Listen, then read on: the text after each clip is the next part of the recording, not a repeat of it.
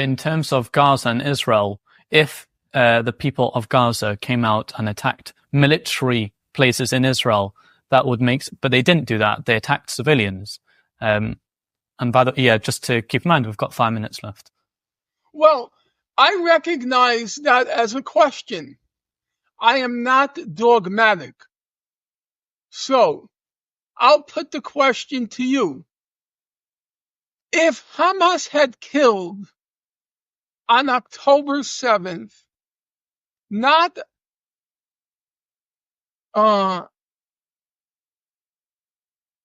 850 civilians and roughly speaking, 300 combatants.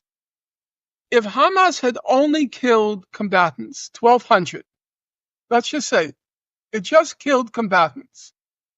Mr. Hassell, you just came back from Israel. You informed me before the program began. Do you seriously believe, can you possibly believe, that Israel's reaction to the killing of 1,200 combatants would have been less furious than the fact that, excuse me? Do you believe the reaction would have been less furious than if they killed 800 civilians and 300 combatants? It would have been, that's ridiculous. Israel is a Spartan society. It attaches more value to a combatant's death than a civilian's death. The reaction, not that it's physically possible, but were it physically possible, the reaction would have been 10 times more furious if they had killed 1,200 combatants. Do you seriously believe the international community would have been less supportive of Israel if Hamas had killed 1,200 combatants? I think that's ridiculous.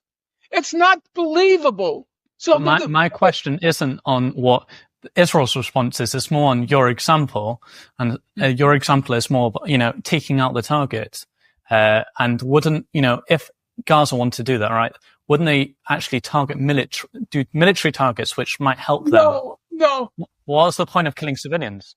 Well, the point of committing civilians is very simple: to transmit the message to Israel.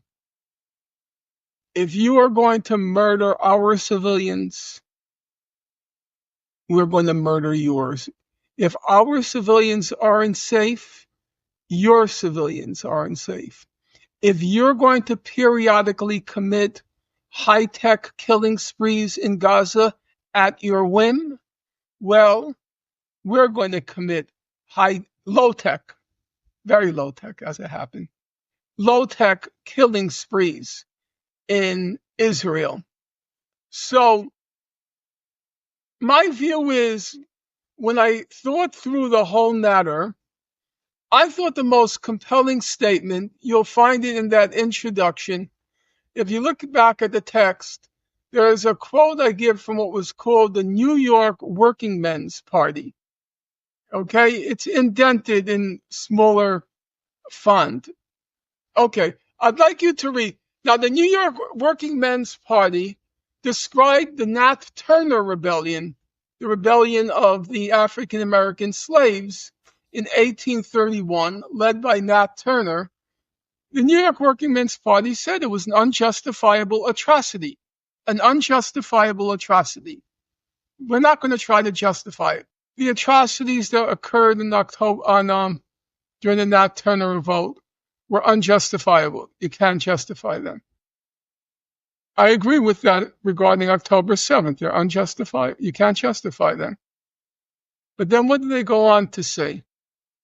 They said, what were they guilty of? Were they out to plunder, steal? No. They wanted to be free. Mm-hmm. And in their minds, the only way they could be free was to indiscriminately, notice the word, to indiscriminately kill that whole race of people who they justifiably believe were the source of their torment and agony in life. And in my opinion, that's the correct moral balance. The atrocities, they can't be justified. But the belief that the only way that the people of Gaza could end their torment and acquire their God-given right to freedom, the only way they could attain that goal was to, quote, indiscriminately kill the race of people who they justifiably believed were responsible for their torment. I think that's an accurate depiction of the Nat Turner Rebellion, or I should say an accurate moral judgment on the Nat Turner Rebellion, and it's a correct moral judgment on October 7th. They justifiably believed that the only way to free themselves from this torment, this 70-year torment, was to indiscriminately kill the whole of that race, which they, to quote the New York Working Men's Party, justifiably believed was responsible for their enslavement.